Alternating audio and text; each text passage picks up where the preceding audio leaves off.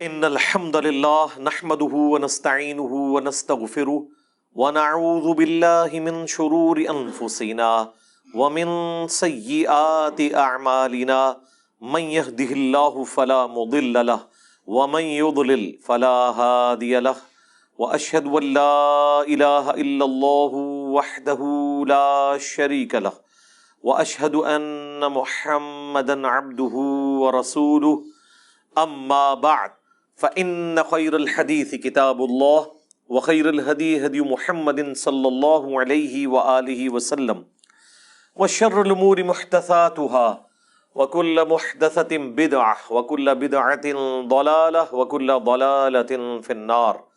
أعوذ بالله السميع العليم من الشيطان الرجيم من همزه ونفخه ونفثه. بسم الله الرحمن الرحيم. رب اشرح لي صدري ويسر لي امري واحلل عقدة من لساني يفقهوا قولي.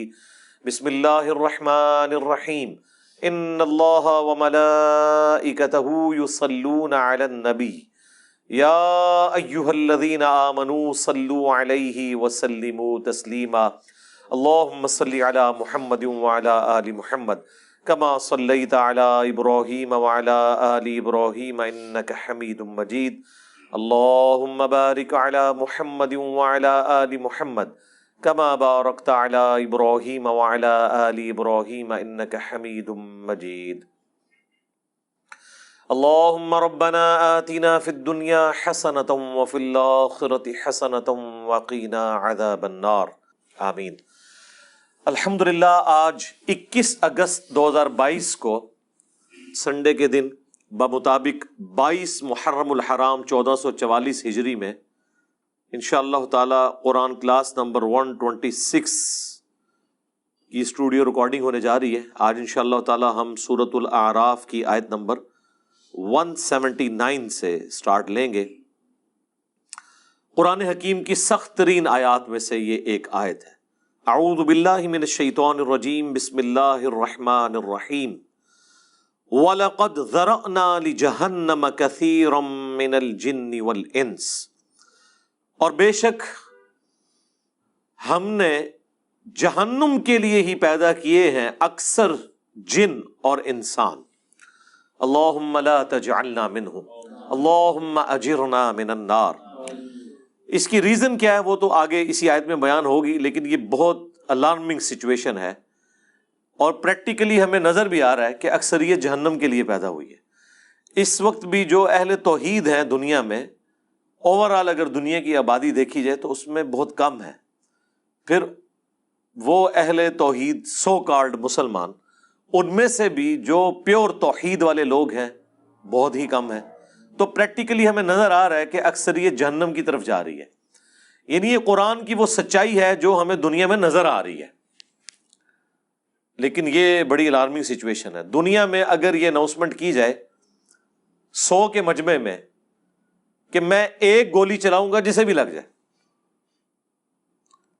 کوئی شخص یہ نہیں کہے گا کہ ایک ہی گولی ہے کون سی مجھے لگنی ہے، 100 بندے ہیں تھوڑے اور سارے دوڑ لگا دیں گے، کیونکہ خطرہ ہے نا.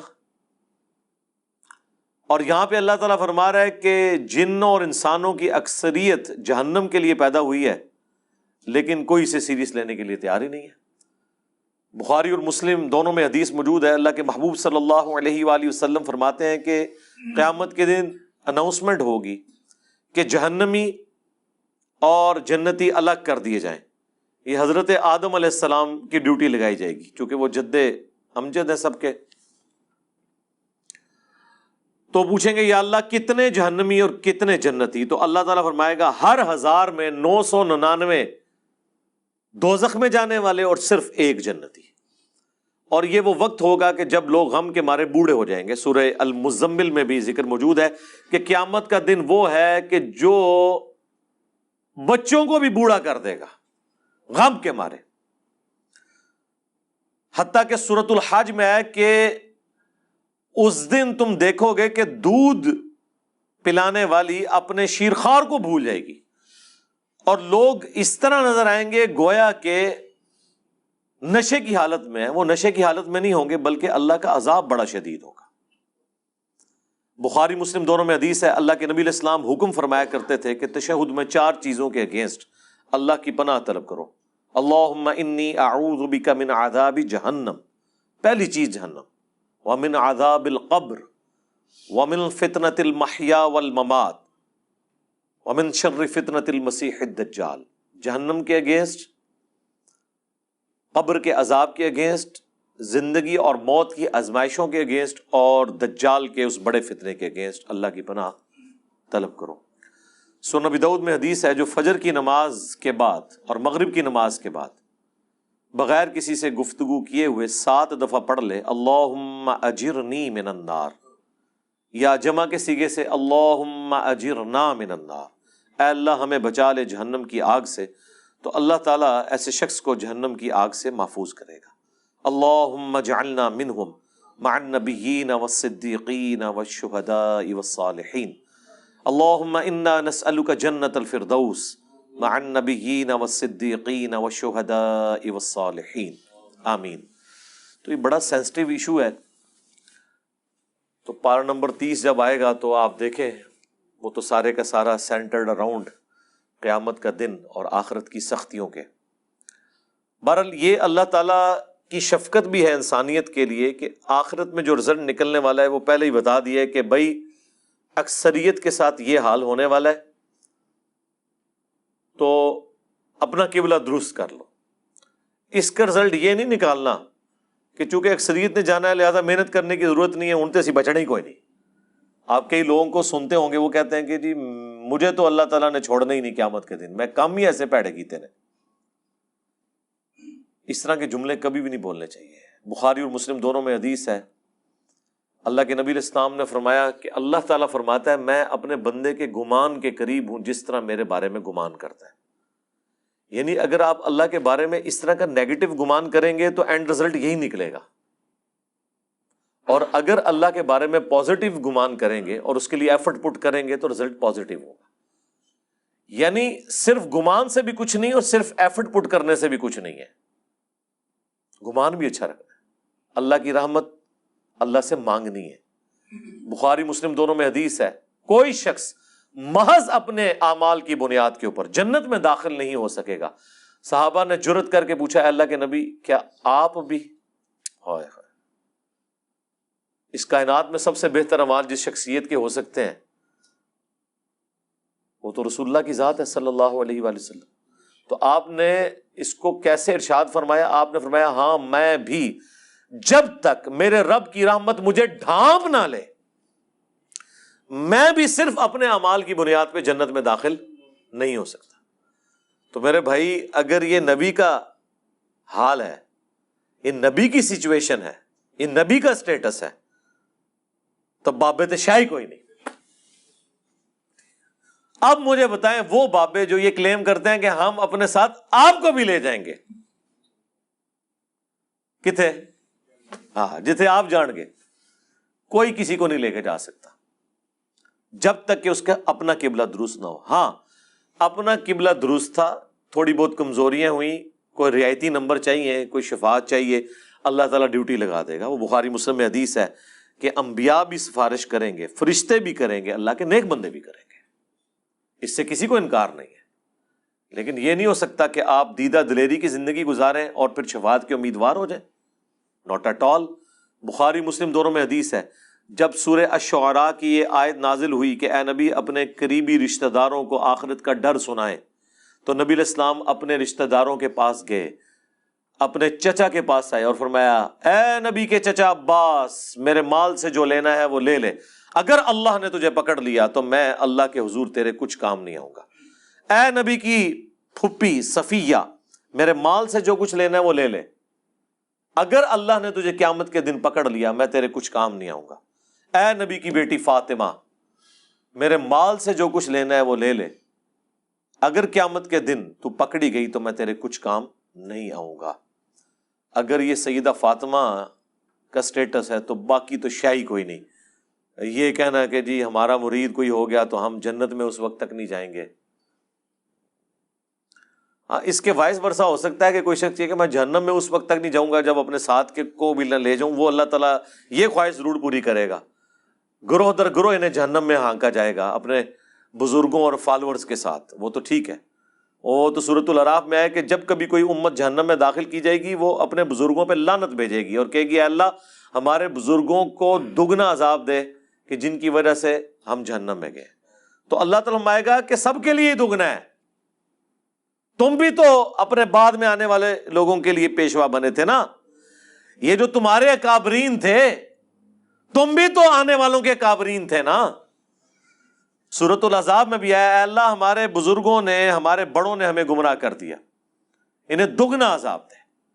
سورہ حامیم سجدہ میں آیا اے اللہ جن اور انسانوں میں سے وہ بزرگ بابے ہمارے حوالے کر جن کے پیچھے لگ کے ہم گمراہ ہوئے، ہم انہیں اپنے پاؤں کے نیچے روندیں گے آج، جس طرح ان کے پاؤں کے تلوے چاٹتے تھے نا دنیا میں، اب ہم انہیں اپنے پاؤں کے نیچے روندیں گے کہ انہوں نے ہماری آخرت برباد کر دی۔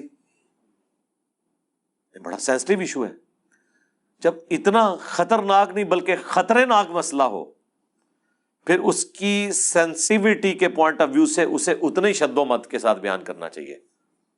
یہ میٹھی میٹھی باتیں کرنے سے آپ کو آخرت کے بارے میں کبھی بھی آئیڈیا نہیں ہوگا کہ انسان کتنے بڑے خطرے سے دوچار ہونے والا ہے۔ یعنی جب اللہ تعالیٰ فرما رہا ہے کہ اس دن خاوند اپنی بیوی کو، بیوی اپنے خاوند کو، بہن بھائی ایک دوسرے کو، ماں باپ اولاد کو، اولاد ماں باپ کو بھول جائے گی، تو مجھے بتائیں اس صورتحال کے اندر کوئی شخص کسی کے جنت کی گارنٹی کیسے لے سکتا ہے؟ اسے تو اپنی فکر لگی ہوئی ہوگی۔ اچھا دوسری طرف یہ دیکھیں کتنے دیدہ دلیر ہیں کہ بخاری مسلم میں حدیث ہے قیامت والے دن ہر نبی کہے گا نفسی نفسی، آج مجھے اپنی جان کی فکر ہے۔ آدم علیہ السلام کی جو غلطی معاف ہو چکی وہ اس کو یاد کریں گے، ابراہیم علیہ السلام اپنی اجتہادی خطا کو یاد کریں گے، موسیٰ علیہ السلام اپنی اجتہادی خطا کو یاد کریں گے۔ ہاں عیسیٰ ابن مریم کہیں گے کہ تم محمد رسول اللہ کے پاس جاؤ، اللہ تعالیٰ نے ان کی اگلی اور پچھلی ساری اجتہادی غلطیاں جو گناہ نہیں تھے وہ معاف فرما دیے، اور نبی علیہ السلام کے ہاتھوں پہ شفاعت کا دروازہ کھلے گا۔ آپ کے علاوہ، آپ کے سوا تمام پیغمبر نفسی نفسی کر رہے ہوں گے، تو اس صورتحال میں یہ کہنا کہ میرا بابا مجھے بچا کے نکال لے گا، تو تیرا بابا بڑا ہے یا اللہ کا پیغمبر بڑا ہے؟ سوچنے والی بات ہے، کتنی بڑی یہ توہین کر رہے ہیں، کتنی بڑی توہین کر رہے ہیں پیغمبروں کی۔ یہ اپنے بابوں کو پیغمبروں سے بڑا سمجھتے ہیں۔ انبیاء تو کریں کہ یا اللہ ہمیں اپنی جان کی فکر ہے، اور بابے کہیں کہ میں نے اس وقت تک جنت میں نہیں داخل ہونا جب تک کہ اپنے سارے مرید نہ لے جاؤں۔ یہ کہیں عقل میں بیٹھتی ہے؟ اسی لیے یہ بالکل ٹھیک کہتے ہیں کہ قرآن و حدیث ڈائریکٹ نہیں پڑھنا، گمراہ ہو جاؤ گے، کیونکہ جس سے وہ ہدایت بنائے بیٹھے ہیں وہ تو ہے گمراہی، اور جو اصل ہدایت ہے اس کو وہ گمراہی کہتے ہیں۔ یعنی جب وہ آپ کو کہہ رہے ہیں نا گمراہ ہو جاؤ گے، مطلب آپ ہدایت پہ آ جاؤ گے، کیونکہ گیئر ان کا الٹا لگا ہوا ہے نا۔ سورۃ الاعراف میں آیا کہ جو حق سے اناد کرتے ہیں نا ان کی یہ حالت ہو جاتی ہے کہ جب وہ گمراہی کا راستہ دیکھتے ہیں اسے اڈاپٹ کر لیتے ہیں، اور جب ہدایت کا راستہ دیکھتے ہیں اس سے روگردانی کرتے ہیں، کیونکہ وہ اسے سمجھ رہے ہوتے ہیں کہ یہ گمراہی کا راستہ ہے۔ جو اللہ تعالیٰ نے فرمایا کہ شیطان نے ان کے برے اعمال ان کی نظروں میں سنوار دیے۔ سورۃ الکہف میں آیا نا اینڈ پہ جا کے کہ ان کی ساری ایفرٹ دنیا کے لیے ہے، اور یہ سمجھ رہے ہیں ہم بڑا اچھا کام کر رہے ہیں۔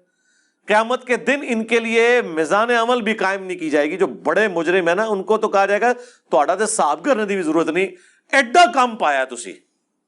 وہ اللہ تعالیٰ نے فرمایا ہے ان کے لیے میزان عدل بھی قائم نہیں کی جائے گی، سیدھے اسٹریٹ جان گے، سنا ٹاپ و ٹاپ۔ اتنا سینسٹیو ایشو ہے۔ تو یہ پوری صورتحال میں اسی لیے آپ دیکھیں قرآن کا جو مرکزی ٹاپک ہے وہ انذار ہے، انذار، ڈر سنانا۔ وَأُوحِيَ إِلَيَّ هَذَا الْقُرْآنُ لِأُنذِرَكُم بِهِ وَمَن بَلَغَ، اے نبی تم فرما دو کہ مجھے قرآن اللہ نے اس لیے وحی کیا کہ تاکہ میں تمہیں ڈر سنا دوں، اور جس تک یہ کتاب پہنچ جائے وہ بھی اس کتاب کے ذریعے ڈر سنائے۔ اور یہاں پہ ہمارے ایک مولانا صاحب کہتے ہیں کہ جی اس طرح کے واعظین جو ہیں وہ انہوں نے لوگوں سے ان کا رب چھین لیا ہے۔ اوے اس طرح کا رب جو انہوں نے بنایا ہے وہ رب ان سے چھینے، انہیں اس رب کا تعارف کروائیں کہ جس رب کا تعارف اس شخصیت نے کروایا جس کی قبر مدینے میں ہے صلی اللہ علیہ وآلہ وسلم۔ امام غزالی نے احیاء العلوم میں مکاشفۃ القلوب کیمیائے سعادت کے اندر یہاں تک لکھا ہے کہ ایسے علماء واجب القتل ہیں جو رحمت کی آیات پڑھ پڑھ کے لوگوں کو اللہ تعالی سے بے خوف کر رہے ہیں۔ کیا وہ ہمیں یہ بتانا چاہتے ہیں کہ قرآن کی دھمکیاں جھوٹ ہیں؟ کیا وہ ہمیں یہ بتانا چاہتے ہیں کہ انبیاء جو قبر و آخرت کا ڈر سنا کے گئے، عذابات بتا کے گئے، وہ ہم سے ٹھٹا اور مذاق کرتے رہے ہیں، اور خدا کا تعارف وہ ہے جو یہ ہمیں کروائیں گے؟ او جی کوئی ماں اپنے بچے کو جہنم میں پھینک سکتی ہے تو اللہ کیسے پھینکے گا؟ ہائے ہائے ہائے ہائے ہائے، God is all living. Christians بھی یہی کہتے ہیں کہ مسلمانوں کا خدا تو بڑا سخت ہے، ہم جس خدا کو مانتے ہیں وہ آل لونگ ہے، تو ہم پھر انہیں کہتے ہیں رکو ذرا، صبر کرو، ابھی فیصلہ کر لیتے ہیں۔ یہ جو تم اس قسم کے چٹکلے چھوڑتے ہو کہ کوئی ماں اپنے بیٹے کو جہنم میں نہیں پھینکے گی، تو کوئی شخص یہ بھی گوارا نہیں کرے گا کہ کسی ایسی عورت کو موت دے دے جس کے 4 چھوٹے چھوٹے بچے ہوں، اور مرنے کے بعد سوتیلی ماں ان کے ساتھ برا سلوک کرے، خواہ وہ اس کے دشمن کی بیوی کیوں نہ ہو۔ ہاں جی ایسے ہی ہے۔ تو پھر اللہ تعالی روزانہ ایسی ہزاروں ماؤں کو موت کیوں دے دیتا ہے جن کے چھوٹے چھوٹے بچے ہوتے ہیں؟ تم تو کہہ رہے تھے خدا آل لونگ ہے، تو پریکٹیکلی تو ہم دیکھ رہے ہیں کہ کیا مائیں شیرخوار بچوں کو چھوڑ کے مر نہیں جاتی؟ تمہاری ڈاکٹرن میں تو کبھی کسی ایسی عورت کو موت نہیں آنی چاہیے اللہ کی طرف سے، کیوں آتی ہے؟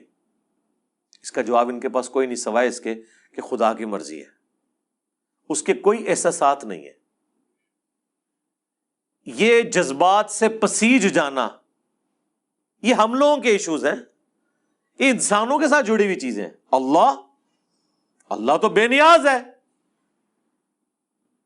سعد ابن ابی وقاص جب پرشین امپائر سے فائنل جنگ کے لیے جا رہے تھے قادسیہ کے لیے، تو حضرت عمر نے پیچھے سے ایک خط روانہ کیا تھا، اس میں لکھا تھا سعد تم اللہ کے نبی کے ماموں ہو، لیکن یاد رکھنا اللہ کا کوئی رشتہ دار نہیں ہے، ذرا سی ہینکی پھینکی کی نا تو اللہ نے معاف نہیں کرنا۔ نبی کے ساتھ تم ماموں کا رشتہ رکھ سکتے ہو، سگے ماموں نہیں تھے، وہ ننیال خاندان سے تھے، اللہ کا کوئی رشتہ دار نہیں۔ اللہ کا تو رشتہ دار پیغمبر بھی نہیں ہے، وہ تو اپنے پیغمبر کی زبان سے کہلوا رہا ہے ہمیں سمجھانے کے لیے 3 دفعہ۔ اللہ اکبر۔ سورۃ الانعام، سورہ یونس، سورہ الزمر، قل انی اخاف ان عصیت ربی عذاب یوم عظیم۔ اے نبی تم فرما دو کہ بالفرض اگر میں بھی اپنے رب کی نافرمانی کروں تو میں خود اس بات سے ڈرتا ہوں کہ بڑے دن کا عذاب مجھے بھی آ پکڑے گا۔ میرے بھائی یہ کون بات کر رہا ہے؟ اللہ کے نبی، اور کون کہلوا رہا ہے؟ اللہ۔ تو جب نبی کے جیسا ہے ہی کوئی نہیں تو تہاڈے بابے تے شاہ ہی کوئی نہیں جن کے اوپر تم نے اتنا تکیہ کیا ہوا ہے۔ کیا کبھی آپ نے حضرت ابوبکر، عمر، عثمان و علی سے سنا کہ جو ہمارا مرید ہو جائے ہم اس وقت تک جنت میں نہیں جائیں گے جب تک کہ اسے جنت میں لے نہ جائیں؟ نہیں، حالانکہ وہ خود کنفرم جنتی تھے، آخری وقت تک ڈرتے رہے۔ جامعہ ترمذی میں حدیث ہے، حضرت عثمان غنی جب بھی قبرستان جاتے تو بہت روتے تھے۔ لوگوں نے پوچھا کیوں؟ فرمایا اس لیے کہ خود میں اللہ کے نبی سے سن چکا ہوں کہ آخرت کی منزلوں میں سے پہلی منزل قبر ہے، جس کی یہ منزل صحیح نکلی اس کی اگلی آسان ہو جائیں گی، اور جو ادھر پھنس گیا اس کی اگلی منازل مشکل در مشکل در مشکل ہو جائیں گی۔ اسی کو پنجابی میں ہم کہتے ہیں نا کہ عقل نہ ہوئے تے موجیں ہی موجاں، عقل ہوئے تے سوچیں ہی سوچاں۔ یعنی جو عقل نہ رکھے، سوچے نہ، اپنے دماغ کو استعمال نہ کرے تو موج مارے، اسے کیا پتا اس کے ساتھ کیا ہونے والا ہے۔ لیکن جسے عقل ہوگی وہ ہر وقت سوچے گا کہ یار میرے ساتھ بننا کیا ہے۔ یہ وہ چیز تھی جو صحابہ کو، اہل بیت کو، صحیح العقیدہ، تابعین، تبع تابعین کو ہمیشہ گاڈ اورینٹڈ رکھتی تھی۔ وہ کبھی بھی آخرت کے عذاب سے بے فکر نہیں ہوتے تھے۔ آپ قرآن دیکھ لیں، اچھا عام بندے سے پوچھیں نا قرآن، وہ جی قرآن تے رحمت ہی رحمت ہے جی اللہ دی، پڑھا ہے ہی کدے؟ کوئی پتہ نہیں۔ پڑھا ہوتا تو تجھے پتا ہوتا کہ رحمت کس کے لیے ہے۔ اللہ تعالیٰ نے کبھی بھی توبہ اور رحمت کا ایبسولوٹ وعدہ کسی کے ساتھ نہیں کیا، سوائے اس کے کہ جو اپنی اصلاح کر کے درست روش اختیار کر لے۔ دیکھیں نا سورہ النحل کے اینڈ پہ جا کے کتنی سخت آیات ہیں۔ اس کے بعد بھی اگر کسی کو نہیں سمجھ آتی تو ٹھیک ہے، اس کی بدقسمتی ہے۔ ہم تو قرآن سے احادیث سے حوالے دے کے سمجھا ہی سکتے ہیں نا جی، زبردستی تو نہیں کر سکتے۔ اللہ تعالیٰ فرماتا ہے ثم ان ربک للذین عملوا السوء بجہالہ، سورہ النحل آیت نمبر 119۔ اس کے بعد تیرا رب ایسے لوگوں کے حق میں جو برے اعمال کر لیں جہالت کی بنا پر، ثم تابوا، پھر توبہ کر لیں، یعنی اللہ کی طرف پلٹ آئیں، من بعد ذالک، اس گناہ کے کرنے کے بعد، وَأَصْلَحُوا، اور اپنی اصلاح بھی کر لیں، إِنَّ رَبَّكَ مِن بَعْدِهَا، تو بے شک تیرا رب یہ کچھ کرنے کے بعد لغفور رحیم، ضرور بخشنے والا مہربان ہے۔ یعنی بخشنے والا مہربان کس صورت میں ہے؟ جب کوئی شخص توبہ کرے، توبہ کرنے کے بعد اپنی اصلاح کر لے تو اللہ تعالیٰ معاف کرے گا۔ لیکن آپ کو ہمیشہ آدھی پکچر بتائی جاتی ہے۔ اسی طریقے سے سورۃ الحجر میں ایک بڑی ڈسائسو آیت ہے۔ دیکھیں جی قرآن، پھر ہم اسی لیے تو کہتے ہیں نا کہ پھر قرآن کا خدا جو ہے پھر کوئی اور ہے، نعوذ باللہ من ذالک۔ یعنی ان لوگوں نے جو اللہ تعالیٰ کا ایک تعارف کروایا نا ایک بوڑھی نانی اماں کا، اور جی 70 ماؤں سے زیادہ، ہاں جی ابو جہل نال بھی، ہاں جس نے سیدنا یاسر اور سمیہ کو ظالمانہ طور پہ قتل کر دیا، اس سے بھی 70 ماؤں سے زیادہ۔ کن کہانیوں میں پھر رہے ہیں؟ اللہ تعالیٰ اپنے جذبات سے نہیں پسیجتا، نہ اس کے ہمارے طرح کے جذبات یا احساسات ہیں۔ اللہ تعالیٰ اپنے نیک بندوں کے حق میں محبت فرمانے والا ہے۔ باغیوں کے لیے صرف اس کی رحمت اتنی ہے کہ وہ ڈھیل دے دیتا ہے کہ میری طرف پلٹ آؤ، لیکن جب وہ پکڑ لے گا نا پھر زمین و آسمان کی ساری مخلوقات مل کے چھڑا نہیں سکتی کسی کو۔ یہ بالکل بات واضح ہے۔ تو یہ سورۃ الحجر کی آیت نمبر ہے 50۔ نبئ عبادی انی انا الغفور الرحیم، اے میرے نبی خبر دے دو میرے بندوں کو کہ بے شک میں ضرور بخشنے والا مہربان ہوں، وَأَنَّ عَذَابِي، اور یہ بھی خبر ساتھ سنا دو کہ میرا جو عذاب ہے هو العذاب العلیم، وہ بہت ہی دردناک عذاب ہے۔ آدھی پکچر نہیں پیش کرنی، پوری۔ اور وہ جو پوری پکچر ہے نا وہ بھی بیلنس نہیں اسے کر رہی، وہ اس کے حق میں ہے جو اللہ کی طرف رجوع لاتا ہے۔ باغیوں کے لیے کچھ نہیں ہے میرے بھائی۔ اور جی بخاری مسلم میں حدیث ہے، اللہ تعالیٰ نے مخلوقات کی پیدائش سے پہلے عرش پہ اپنے پاس ایک عبارت لکھ لی تھی کہ میری رحمت میرے غضب پر بھاری ہوگی۔ جی بالکل لکھی ہوئی ہے۔ اس کا یہ مطلب ہے کہ کام چوک کے رکھو تو رحمت اپنا کام کر لے گی؟ نہیں، اس کا مطلب یہ ہے کہ انسان اپنی کمزوریوں کی وجہ سے کسی خاص حد تک کی معاملات کو سدھار سکتا ہے، باقی چیزوں کی کمپنسیشن رحمت سے ہوگی۔ جس طرح بخاری مسلم میں ایک حدیث ہے جسے لوگ مس کوٹ بھی کرتے ہیں کہ اگر تم گناہ کرنا چھوڑ دو گے تو اللہ تعالیٰ ایسی مخلوقات کو پیدا کرے گا تمہیں ختم کر کے جو گناہ کریں گے اور اللہ سے معافی مانگیں گے، اور اللہ تعالیٰ انہیں معاف کر کے خوشی محسوس کرے گا۔ لیکن معافی جو ہے وہ پاکستان والی معافی نہیں ہے۔ وہ معافی آپ سن چکے ہیں کہ معافی مانگے اپنی اصلاح کر لے، پھر کہیں وضو ٹوٹ گیا خیر ہے۔ باغی نہ ہو، بغاوت اور چیز ہے۔ بغاوت یہ ہے کہ بالکل کوئی پرواہ نہیں ہے، اور معافی اس کے لیے۔ اچھا یہ جو جتنی معافی کی رحمت کی آیات ہے نا، یہ ان مجرمین کے لیے نہیں ہے جو بغاوت پہ اترے ہوئے، یہ ان کے لیے ہیں جو اللہ کے راستے پہ چل رہے ہیں کہ وہ کہیں پر مایوس نہ ہو جائیں۔ جیسے سورہ الزمر میں ہے نا، لا تقنطوا من رحمت اللہ، اے نبی میرے بندوں کو خبر کر دو اس حوالے سے کہ وہ اللہ کی رحمت سے مایوس نہ ہو، جنہوں نے اپنی جانوں کے اوپر ظلم کیا ہے اللہ کی رحمت سے مایوس نہ ہو، اللہ تعالیٰ سارے گناہوں کو معاف کر دے گا۔ یہ وہ بندے ہیں جو واقعی یہ کیئر کرتے ہیں، یار ساڈا کے بڑھنا ہے، ان کے لیے ساری تسلی ہے۔ باغیوں کے لیے کچھ بھی نہیں ہے۔ جس کو کبھی اللہ کا خیال ہی نہیں آیا، جس نے اللہ کو سیریس نہیں لیا، اس کے لیے کوئی رحمت کی آیات نہیں ہے۔ وہ آیت یہ ہے پھر اس کے لیے وَلَقَدْ ذَرَأْنَا لِجَهَنَّمَ كَثِيرًا مِّنَ الْجِنِّ وَالْإِنسِ، وہ جہنم کے لیے پیدا ہوئے اکثریت۔ اچھا میرے بھائی، جب اکثریت جہنم کے لیے پیدا ہوئی ہے تو پھر جنت میں جانے کا سرٹیفکیٹ دنیا کی سب سے مشکل ترین ڈگری ہونی چاہیے، یہ ہے کہ نہیں؟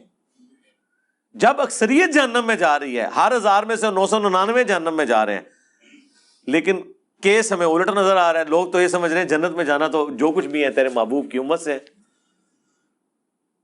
تو اس کا ٹیسٹ پاس کرنا بھی اتنا مشکل ہے، کیونکہ انعام اتنا بڑا ملنے والا ہے، ہمیشہ کی جنت، کبھی موت نہیں۔ اور سب سے ادنا جو جنتی ہے نا، جو سب سے آخر میں جنت میں جائے گا جہنم سے نکال کے، یعنی جو اپنے گناہوں کا عذاب لاکھوں سال بھگت کے صفائی کروانے کے بعد، اپنی سارے گناہ معاف کروانے کے بعد آخری بندہ جہنم سے نکالا جائے گا، اسے بھی اس پلانٹ ارتھ سے 10 گنا بڑی جنت ملے گی۔ 10 زمینیں 40,000 کلومیٹر کے سرکمفرنس کی۔ آپ پوچھ رہے ہوتے ہیں اتنے سیارے کیوں نے؟ 10.5 ہیں انشاءاللہ، ٹھیک ہے جی۔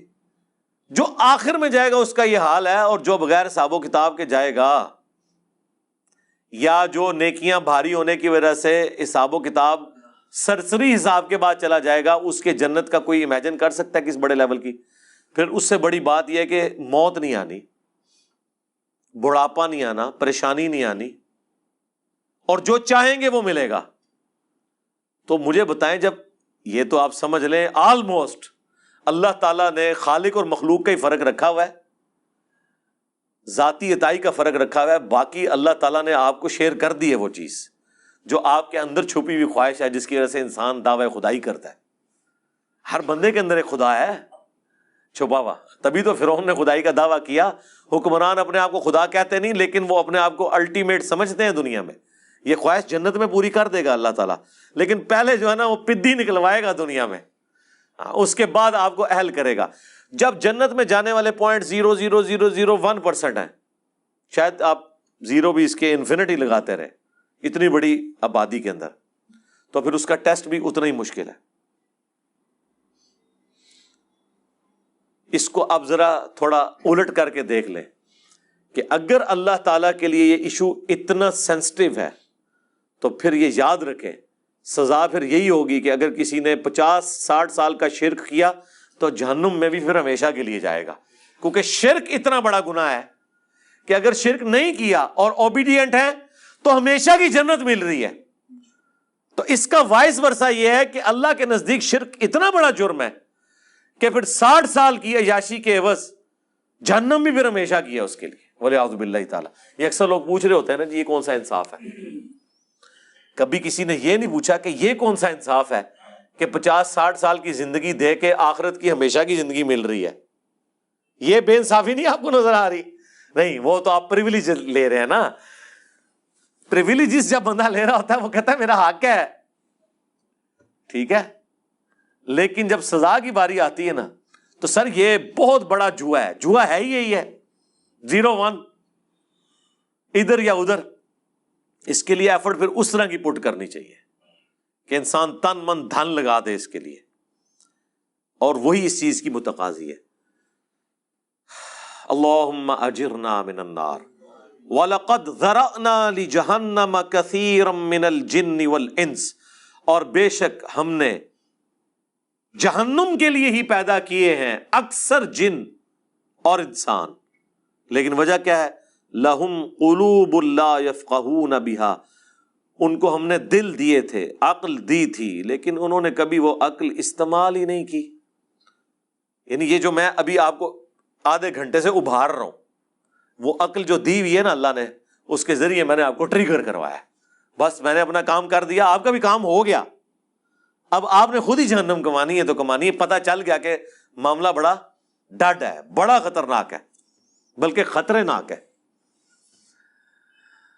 وَلَهُمْ أَعْيُنٌ لَا يُبْصِرُونَ بِهَا، اور ہم نے ان کو آنکھیں دی تھی لیکن وہ آنکھوں سے دیکھنے کا سا دیکھنا نہیں دیکھتے۔ یعنی کہتے ہیں عقل مند وہ ہے جو دوسرے کی غلطیوں سے سبق سیکھ لے، اپنی غلطی سے تو سبق سیکھنا عقل مندی ہے، لیکن چھوٹی. بڑی عقل مندی ہے کہ آپ وہ کام کریں ہی نہ جس کا اینڈ رزلٹ آپ اپنے سامنے دیکھ چکے ہیں کہ لوگوں کے ساتھ یہ ہوا. وہ آنکھ عبرت والی. وَلَهُمْ آذَانٌ لَا يَسْمَعُونَ بِهَا، اور ان کے کان تو تھے لیکن وہ سننے کا سا سننا نہیں سنتے. یعنی انہوں نے اپنی عقل کو، اپنی آنکھوں کو، اپنی بصارت کو، اپنی جو ہے وہ سوچنے سمجھنے کی صلاحیتوں کو اس کے لیے پٹ نہیں کیا.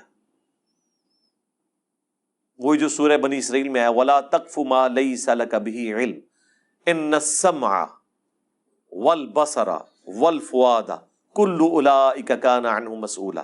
وہاں پہ بھی انہیں تینوں انسٹرومنٹس کا ذکر ہوا ہے کہ بے شک کان، آنکھ اور عقل، دل یا دماغ، کوئی بھی چیز، یہ دونوں انسٹرومنٹس ہیں اللہ کی طرف سے. اس پہ الگ سے میری ویڈیو ریکارڈ ہے.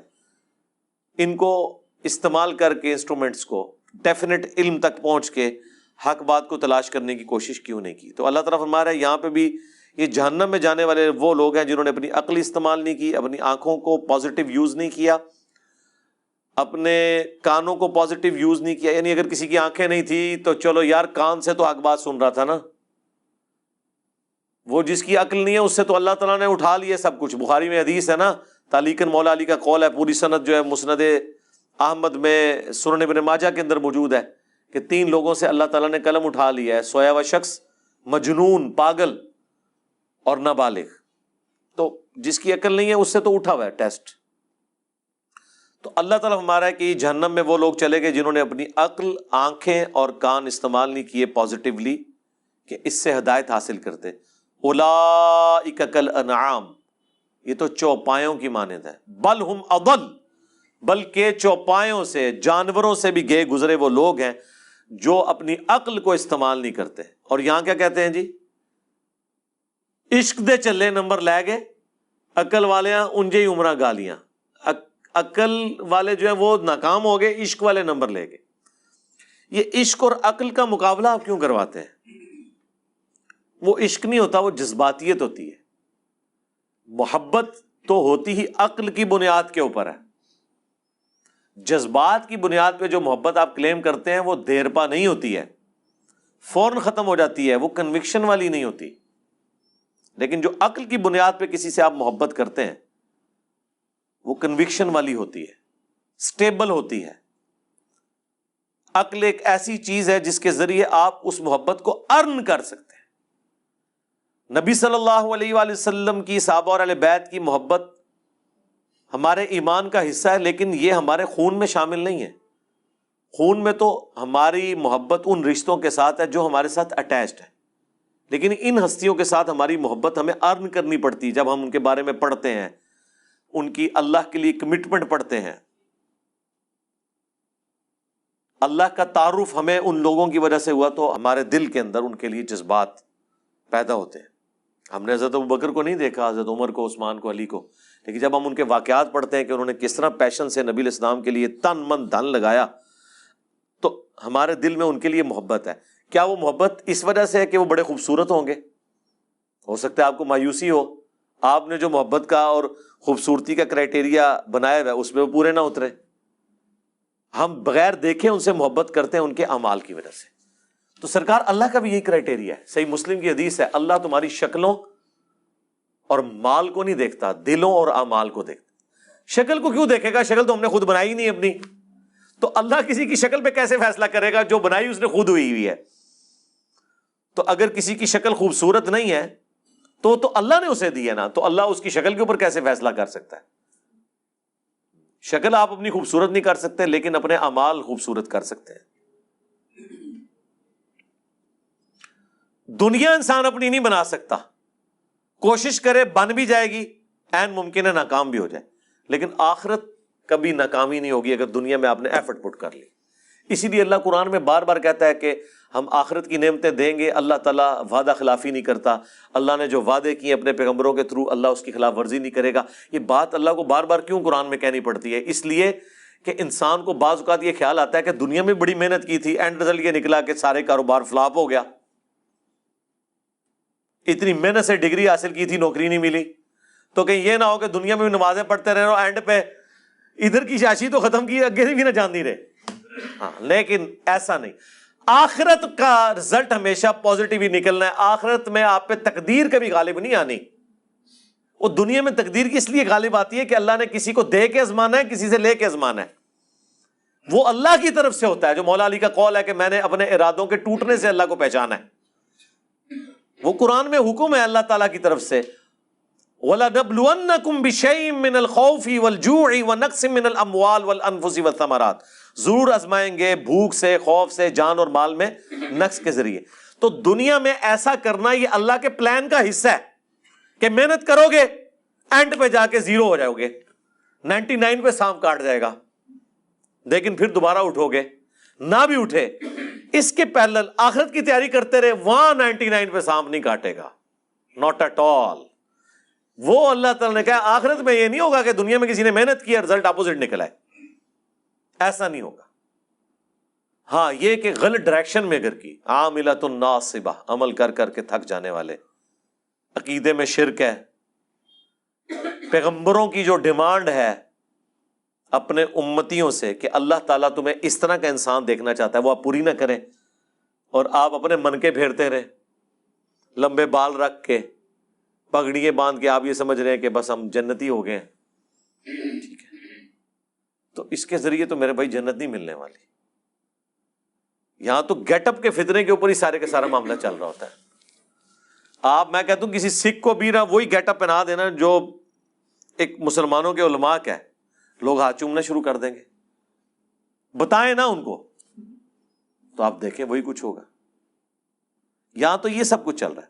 تو اللہ تعالیٰ ہمارا ہے کہ ایسے لوگ جانوروں سے بھی بدتر ہیں جو اپنے انسٹرومنٹس جو ہم نے ان کو دیے تھے انہیں یوز کر کے حق بات تک نہیں پہنچتے. یہ وجہ تھی ان کی جہنم میں جانے کی. اولئک ھم الغافلون, یہی وہ لوگ ہیں جو اصل میں غافل ہیں, غفلت میں پڑے ہوئے ہیں. یعنی لوگ تو کہتے ہیں نا بڑا فلاں دنیا میں ہوشیار ہے, اللہ فرما رہا ہے سب سے بڑا بے وقوف ہی وہ ہے جس کو اپنی آخرت کی فکر نہیں ہے. یہاں پہ جو بندہ بالکل ایماندار ہو, سیدھا ہو نا, اس کے ماں باپ کو بچپن سے اس کی فکر لگ جاتی ہے تو میرا منڈا بالکل سیدھا ہے جی, پتہ نہیں تھا کیا بننا ہے. اور جو 1 نمبر کا 2 نمبری ہو, 10 نمبری ہو, چلاک ہوشیار اس طرح کا ہو کہ لوگوں کو دھوکہ دیتا ہو, تو لوگ کہتے ہیں جناب یہ میرا بچہ ہے, ایک کامدہ بچہ نکلا ہے میرا. یہ کرائٹیریا ہے لوگوں کا. تو عقل مند وہ ہے جو آخرت بنا لے, دنیا پہ کمپرومائز کر لے ایک خاص لیول تک. یہ نہیں ہے کہ بھوکے مر جائیں گے آپ, ایسا نہیں ہے. وَلِلَّهِ الْأَسْمَاءُ الْحُسْنَى, اور اللہ ہی کے لیے ہیں تمام اچھے نام. فَادْعُوهُ بِهَا, پس اسے اس کے ناموں کے ساتھ پکارو. اب یہ جتنے بھی اچھے نام جو قرآن و سنت میں رپورٹ ہوئے یا اگلی الہامی کتابوں میں رپورٹ ہوئے, اللہ تعالیٰ اس چیز کو پسند فرماتا ہے کہ ان کے ناموں کے ذریعے اللہ کی طرف متوجہ ہوں. اسی لیے ہم جو دعائیں مانگتے ہیں اس میں بھی اللہ تعالیٰ کے اسماء ہوتے ہیں. بسم اللہ الذی لا یضر مع اسمہ شیء فی الارض ولا فی السماء وہو السمیع العلیم. تو دیکھیں اللہ تعالیٰ کے ناموں کے ذریعے پکار ہے. یا حی یا قیوم برحمتک استغیث اصلح لی شأنی کلہ ولا تکلنی الی نفسی طرفۃ عین. اللہ کے ناموں کے ذریعے اس کی طرف متوجہ ہو رہے ہیں. ہر کام کے آغاز میں آپ کو سکھا دیا گیا بسم اللہ الرحمن الرحیم, تو اللہ کو یہ پسند ہے. اور یہ جو صحیح وسیلے ہیں ان میں سے ایک ہے کہ اللہ کے ناموں کے ذریعے آپ اس کی طرف متوجہ ہو. اسماء اعظم, سورۃ الاخلاص اسماء اعظم ہے. آیت الکرسی, سورۃ الحشر کی آخری 3 آیات. پھر احادیث میں بھی آئے ہیں, سنن ابی داؤد میں حدیث, ترمذی میں, کہ جو شخص ان کلمات کے ساتھ متوجہ ہوتا ہے, اللہم انی اسألک بانک انت اللہ لا الہ الا انت الاحد الصمد الذی لم یلد ولم یولد ولم یکن لہ کفوا احد, تو اللہ تعالیٰ اس کو واپس نہیں کرتا. ترمذی میں آیا لا الہ الا انت سبحانک انی کنت من الظالمین، اللہ واپس نہیں کرتا۔ بخاری مسلم میں آیا لا حول ولا قوت الا باللہ، اللہ کے جنت کے خزانوں میں سے ایک خزانہ ہے۔ تو یہ اسماء الحسنہ جو ہیں اللہ تعالیٰ کے نام، اس کے صفاتی نام، وہ نہیں ہے جو آپ کو صوفیاء بتا رہے ہوتے ہیں کہ اتنے ہزار دفعہ یہ نام کی تسبیح کھینچ لیں، وہ نہیں، وہ ایک دفعہ ہی بہت ہے میرے بھائی، یہ ایک ہی دوائی کام کر دیتی ہے۔ زیادہ زیادہ 3 دفعہ دعائیں آئی ہوئی ہیں، 7 دفعہ آئی ہوئی ہیں، 10 دفعہ آئی ہیں، اس سے زیادہ نہیں، سوائے تسبیحات کے جو 33 دفعہ ہیں یا 100 دفعہ ہیں۔ دعائیں تو آپ کو آیت الکرسی ایک ہی دفعہ پڑھنی ہے فرض نماز کے بعد۔ ابو داؤد میں حدیث ہے ایک دفعہ پڑھ لو صبح کے وقت، لا الہ الا اللہ وحدہ لا شریک لہ لہ الملک ولہ الحمد وہو علی کل شیء قدیر، شام تک اللہ کے قلعے میں ہو، اللہ کی طرف سے شیاطین کے اگینسٹ قلعے میں ہو، شام کو پڑھ لو صبح تک قلعے میں۔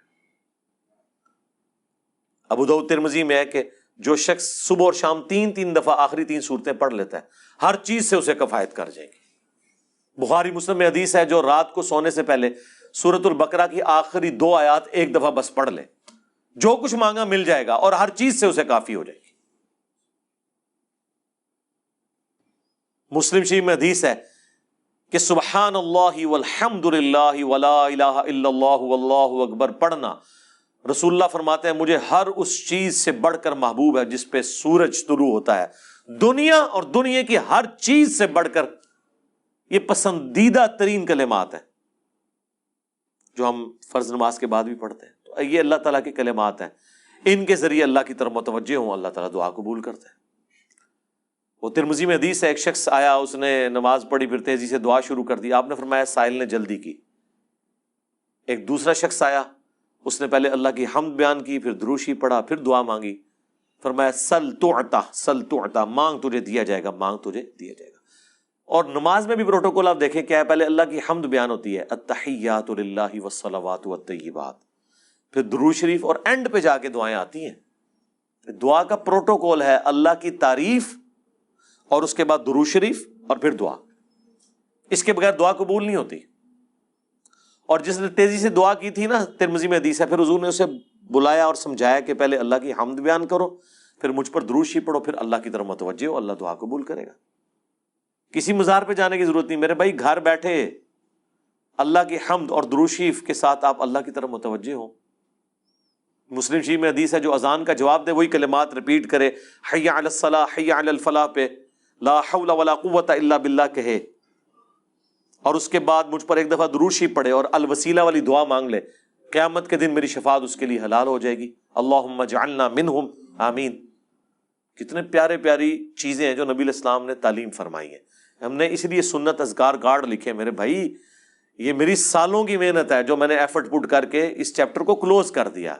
Green card, blue card, orange card, میں بالکل خبتیوں کی طرح 2008 سے لے کے سمجھ لیں 2010 تک میں نے کوئی حدیث کی کتاب کا چیپٹر نہیں چھوڑا جس میں اللہ کے نبی کے وظائف کو تلاش نہ کروں صلی اللہ علیہ وآلہ وسلم، پھر حدیثوں کی صحت کے پیچھے، پھر جتنے علماء نے اذکار کی کتابیں لکھی وہ، پھر اذکار کارڈ جو چھپے تھے، اس کے بعد میں نے ایک انٹلیکچوئل ترتیب کے ساتھ یہ اذکار کارڈ لکھے، آخرت کا بلو کارڈ اور گرین کارڈ، ہماری ویب سائٹ پہ رکھے ہیں، ڈاؤن لوڈ کریں تو اس کو پڑھیں، ان کے ترجمے بھی ساتھ لکھے تاکہ آپ کو سوز و گداز فیل ہو۔ صرف عربی پڑھنے سے تو نہیں آپ کو پتہ چلے گا اگر آپ کو پتہ ہی نہ ہو کہ اس کا مطلب کیا ہے۔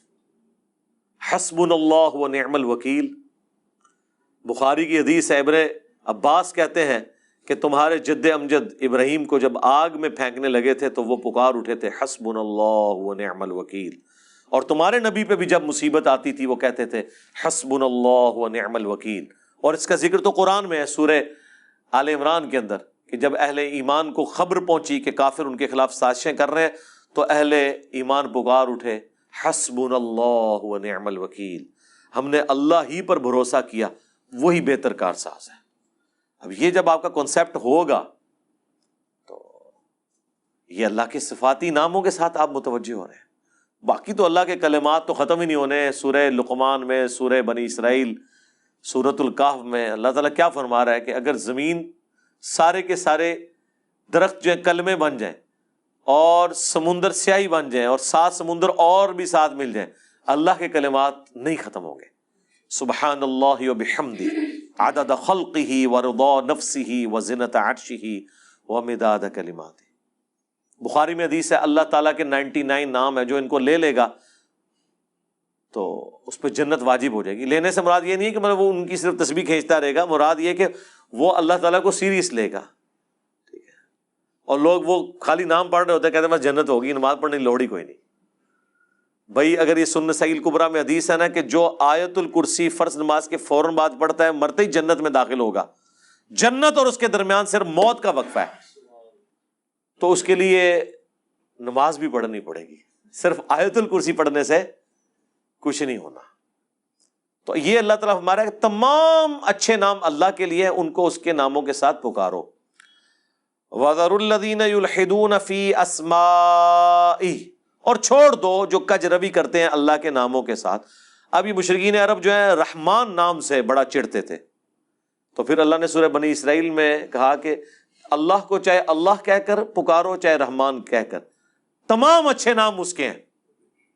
اسی لیے دیکھیں اللہ نے رحمان، اللہ کو اپنا ذاتی نام تو اللہ کا ایک ہی ہے اللہ، یہ بھی 2 الفاظ کا مجموعہ ہے، الالہ، دی الہ۔ مدینہ کوئی بھی شہر، المدینہ مدینہ المنورہ، الہ معبود جھوٹا ہے سچا کوئی بھی، الالہ ایک ہی معبود ہے سچا۔ یہ الالہ، الالہن تن الالہ، یہ بن گیا اللہ، یہ اللہ کا ذاتی نام ہے۔ اگر اس کے لیول پہ اس کے بعد دوسرے نمبر پہ جو نام اللہ کو پسند ہے نا وہ ایک ہی ہے، الرحمن۔ باقی سارے نام جو ہے نا وہ اس سے نیچے ہیں۔ اسی لیے مسلم شریف میں حدیث ہے اللہ کو 2 نام بڑے پسند ہیں، عبداللہ اور عبد الرحمن۔ یہ بڑا سینسٹیو مسئلہ تھا مشرکین عرب کے لیے رحمان۔ قرآن میں آپ کو بار بار یہ چیز ایمفسائز ہوگی، اللہ تعالیٰ بعض اوقات صرف رحمان کو لے کے چل رہے نام کو، قل ان کان للرحمن ولد فانا اول العابدین۔ اے نبی تم فرماؤ اگر رحمان کا کوئی بیٹا ہوتا تو میں اسے پوج رہا ہوتا۔ اس طرح اللہ تعالیٰ اپنا کسی اور نام کو ذکر نہیں کرتا، یا اللہ کا نام آتا ہے قل هو اللہ احد، اے نبی تم عرض کرو اللہ کے حضور اور ان کو فرما دو کہ بے شک اللہ ایک ہے۔ تو اللہ اور الرحمن یہ 2 اللہ کے فیورٹ نام ہیں، اسی لیے اللہ نے دیکھیں بسم اللہ میں رکھ دیا اسے، بسم اللہ الرحمن الرحیم۔ سورہ فاتحہ الحمدللہ رب العالمین الرحمن الرحیم، یہ ایک یونیک نام ہے اللہ تعالیٰ کا۔ تو جو کجروی اختیار کرتے ہیں ان کو ان کے حال پہ چھوڑ دو، سَيُجْزَوْنَ مَا كَانُوا يَعْمَلُونَ، ان قریب ان کے برے اعمال کی سزا ان کو دے دی جائے گی۔ وَمِمَّنْ خَلَقْنَا أُمَّةٌ يَهْدُونَ بِالْحَقِّ وَبِهِ يَعْدِلُونَ، اور انہی میں سے جو ایسے ہیں جو ہم نے پیدا کی ہے ایسی امت جو راہ دکھاتی ہے حق کے ساتھ اور حق کے ساتھ عدل و انصاف پر قائم ہے۔ یعنی کون؟ اہل حق، اہل ایمان، مسلمان۔ جہاں کوئی اللہ کے ساتھ شرک کر رہے ہیں نا تو اللہ نے اپنے وہ بندے بھی پیدا کیے ہیں کہ جو توحید بھی اسی طرح بیان کر رہے ہیں۔ بلکہ میرا تو یار یہ دعویٰ ہے، شرک اتنے شد و مد کے ساتھ لوگوں نے نہیں کیا جتنا لوگوں نے توحید شد و مد سے بیان کی ہے۔ تو اللہ تعالیٰ ایسے بندوں پر فخر کرتا ہے جو اس کی توحید کو بلند کرتے ہیں۔ سبحان ربک رب العزت عما یصفون۔ دیکھیں نا سورہ الصافات میں اللہ نے ایک ایک نبی کا ذکر کیا ہے۔ یار اللہ کو جو بندے پسند ہیں نا وہ اس کے پیغمبر ہیں، حقیقت بات ہے۔ اس لیے میں اکثر کہتا ہوں کہ اگر اس کائنات کی سب سے بڑی کوئی دعا ہے نا تو یہ ہے کہ یا اللہ پیغمبر بنا دے، لیکن یہ دعا حرام ہے، کیونکہ پیغمبر کا عہدہ وہبی ہے، کسبی نہیں ہے۔ وہبی ہے یعنی گاڈ گفٹڈ، کسبی یعنی ایفرٹ پٹ کر کے نہیں آپ حاصل کر سکتے۔ اگر اس کائنات کی کوئی سب سے بڑی دعا ہے نا تو یہی ہے کہ اللہ پیغمبر بنا دے، تو یہ تو پاسبل نہیں۔ تو اس کے بعد دوسری دعا یہ ہے کہ ہمیں قیامت میں اور جنت میں انبیاء کا پڑوس نصیب فرما، آمین۔ اس سے بڑی کوئی دعا ہو ہی نہیں سکتی۔ تو اللہ کو اپنے پیغمبر اتنے پسند ہیں، اللہ تعالیٰ اتنی تعریف کر رہا ہے ابراہیم کی کہ اللہ تعالیٰ کے لیے بس ابراہیم ہی ہے انسانیت میں، اس طرح ذکر ہے۔ اللہ تعالیٰ کیا فرماتا ہے؟ ابراہیم جس نے ہم سے وفا کی، سورہ النجم میں۔ سورۃ البقرہ میں اللہ تعالیٰ فرماتا ہے جب جب آزمایا ابراہیم کو اس کے رب نے، تب تب وہ کامیاب ہوا۔ پھر سورہ الصافات میں تو بڑی قربانی کا ذکر ہے کہ بیٹے کی قربانی مانگ لی۔ پھر اللہ نے کہا کہ سلام علی ابراہیم، سلامتی ہو ابراہیم کے اوپر۔ یوں ہی ہم جزا دیا کرتے ہیں اپنے نیکوکار بندوں کو۔ ہم نے اس کی قربانی کو انسانیت میں ہمیشہ کے لیے زندہ کر دیا۔ آج امت محمدیہ ہے لیکن قربانی کو کہتی ہے سنت ابراہیمی، حج کو کہتی ہے سنت ابراہیمی، اسلام کو کہتی ہے دین ابراہیمی، ملت ابیکم ابراہیم ہوا سماکم المسلمین من قبل وفی ھذا۔ یار چھوڑ دے سب سے بڑی بات رسول اللہ، قل اننی ہدانی ربی الی صراط مستقیم، اے نبی تم فرماؤ مجھے تو میرے رب نے سیدھا راستہ دکھا دیا، دینا قیما ملت ابراہیم حنیفا، دین جو کہ قائم ہے ابراہیم کی ملت پہ جو سب سے ٹوٹ کر ایک اللہ کے ہو گئے تھے، وما کان من المشرکین، وہ مشرک نہیں تھے۔ پھر سورہ نحل میں اللہ نے فرمایا ابراہیم اکیلے پوری امت ہے، اکیلا پوری امت، یعنی کوانٹٹی کوئی اللہ کے نزدیک اہم نہیں، کوالٹی۔ بندہ کہتا ہے کہ پتہ نہیں ابراہیم نے کتنے 90 لاکھ کلمہ پڑھایا ہوئے گا، ہاں آیا نا داڑ تلے، دسو 90 بھی بندے نہ پورے کر سکتے۔ قرآن میں آیا ایک لوط ایمان لایا ابراہیم پہ، یا چند ان کے گھر والے جو بیوی بچے تھے، دیٹس آل۔ 10 کی گنتی بھی پوری نہیں ہوتی، اس لیے اللہ نے کہا ابراہیم پوری امت ہے۔ اللہ کے نزدیک ابراہیم علیہ السلام کی کتنی اہمیت ہے۔ تو سورہ الصافات میں اللہ نے ابراہیم کی قربانیوں کا ذکر کیا، نوح علیہ السلام کی، کہا سلام علی نوح فی العالمین، ٹھیک ہے۔ موسیٰ اور ہارون کا ذکر کیا، سلام علی موسیٰ و ہارون، ٹھیک ہے۔ اور پھر اللہ تعالیٰ نے اینڈ پہ جا کے کنکلوڈ کیا سورہ الصافات میں تمام انبیاء پہ الگ الگ ذکر کر کے ان پہ سلامتیاں بھیج کے اینڈ پہ اللہ نے کہا سبحان ربک رب العزت عما یصفون، تیرا رب پاک ہے ہر اس شرک کی برائی سے جو لوگ اس کی طرف منسوب کرتے ہیں۔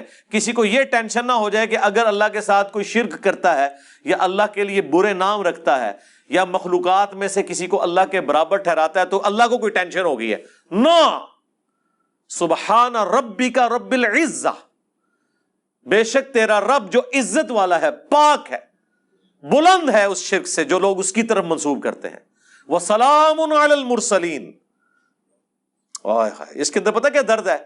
اللہ کہتا ہے ہمارے لیے تو ہمارے پیغمبر ہی کافی ہیں، سلامتی ہو ہمارے پیغمبروں پر، انہوں نے ایسا حق ہمارا ادا کیا کہ پوری انسانیت گمراہ بھی ہو جائے نا ہمیں کوئی پرواہ نہیں ہے۔ ہمارے جو سچے بندے تھے، ابراہیم، موسیٰ، عیسیٰ، نوح، آدم، محمد رسول اللہ صلی اللہ علیہ وآلہ وسلم، ان پر سلامتی ہو، والحمد للہ رب العالمین، اور تمام تعریفیں پھر اللہ کے لیے۔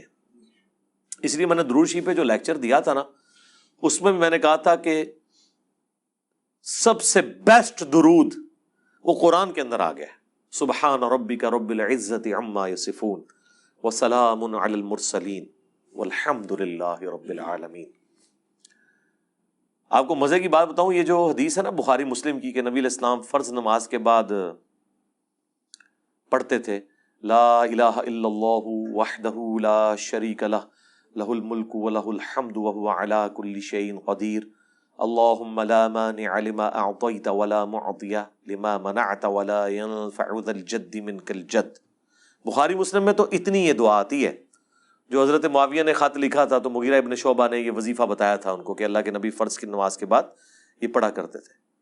لیکن ترمذی میں جب یہ حدیث آتی ہے نا، اس کے ساتھ یہ الفاظ بھی ہیں کہ اس کے بعد حضور پڑھتے تھے سبحان ربک رب العزت عما یصفون وسلام علی المرسلین والحمد للہ رب العالمین۔ یہ قرآن کی جناب فیورٹ ترین آیات ہیں۔ مجھے آج بھی یاد ہے میں 2007 میں حج کیا تو 2007 کے اندر 2 حج آئے تھے، ایک جنوری کے مہینے میں اور ایک دسمبر میں، 18 دسمبر کو آیا تھا۔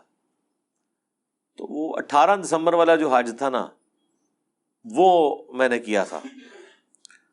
تو میدان عرفات میں اس ٹائم تو ظاہر ہے ہم نئے نئے خود ابھی رائے حق کے مسافر تھے، ابھی تو پتہ ہی نہیں تھا کہ اللہ نے کتنا بڑا کام لینا ہے، میں نے تو ابھی کوئی ویڈیو ریکارڈنگز بھی شروع نہیں کی تھی۔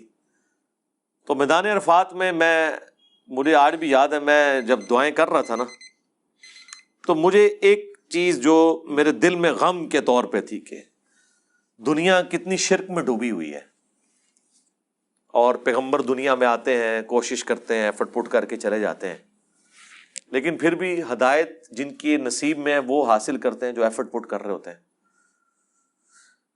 تو اللہ تعالیٰ نے اتنی بڑی کائنات بنائی، اتنی مخلوقات پیدا کی، لیکن اینڈ رزلٹ یہ نکلا ہے۔ دنیاوی طور پہ تو ہم اسے ناکامی سمجھ رہے ہیں نا کہ اتنے بندے پیدا کیے ہیں تو وچوں جڑے کم دے بندے نے وہ چند ہی کی نکلے نے، باقی تو سارے فارغ ہو گئے، ٹھیک ہے۔ تو اب دنیاوی اعتبار سے تو ہم شاید اسے کریٹر کی کمزوری سمجھ رہے ہیں، لیکن اللہ تو بے پرواہ ہے، اللہ کو تو کوئی فرق نہیں پڑتا، سارے جہنم میں چلے جائیں، سارے جنت میں چلے جائیں، اللہ کو کوئی پرواہ نہیں ہے۔ تو اس کے اوپر میں بہت زیادہ ایمفسائز کر رہا تھا اور میں بڑا پریشان تھا۔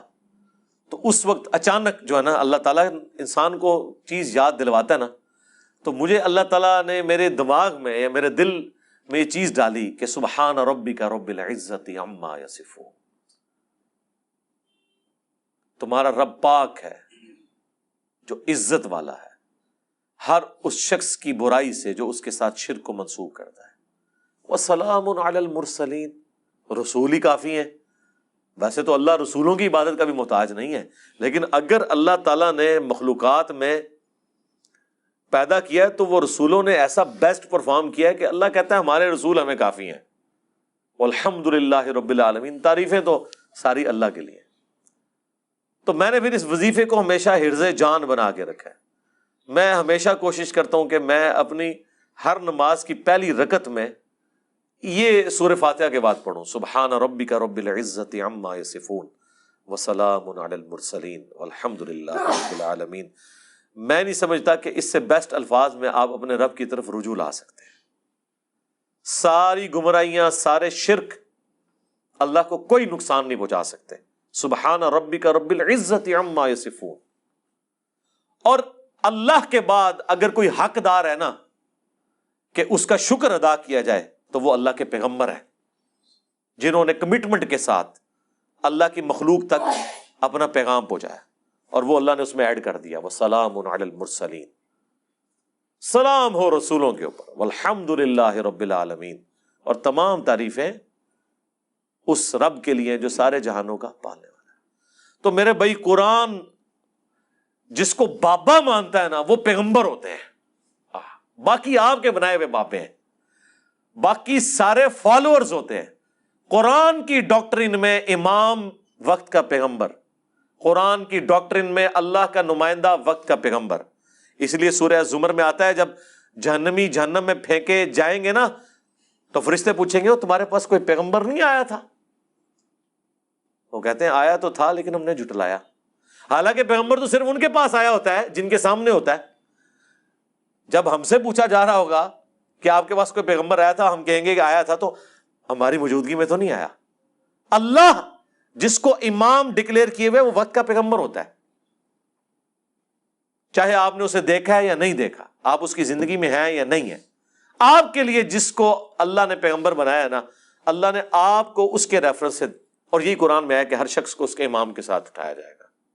ٹھیک ہے جی، اللہ تعالیٰ سے دعا ہے جو حق بات میں نے کہی ہمارے دلوں میں راسخ فرمائے، جو کوئی غلط بات میرے منہ سے نکل گئی اللہ تعالیٰ دھو ڈالے، معاف فرما دے، قرآن و سنت کی تعلیمات پر عمل کر کے دوسرے بھائیوں تک پہنچانے کی توفیق عطا فرمائے۔ سبحانک اللہم و بحمدک، اشہد ان لا الہ الا انت، استغفرک و اتوب الیک، وما علینا الا البلاغ المبین۔ جزاکم اللہ خیرا۔